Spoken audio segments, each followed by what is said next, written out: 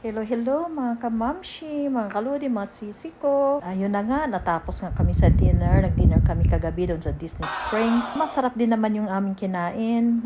Medyo pricey but I like what I ate. Salamat doon sa mga nanood sa una kong vlog sa first day namin. Today is our second day. We are heading to Tampa. Ito na mga ludi. Nag-drive na kami.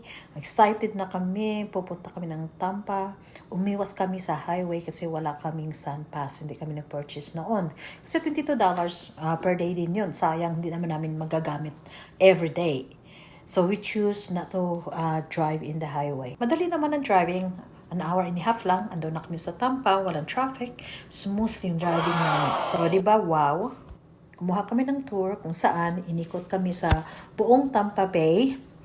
Kasi kung lalakarin namin yun, masyadong malayong lalakarin. So, ayun na nga, inikot kami dito sa bay. Nakasakay kami sa maliit na boat.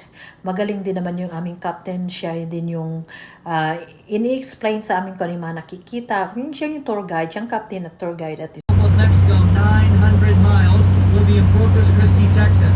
And if we go directly south 300 miles, we're in Havana, Cuba. We see Cuba is much closer than the other side of the Gulf of Mexico, so we started setting up trade with Cuba.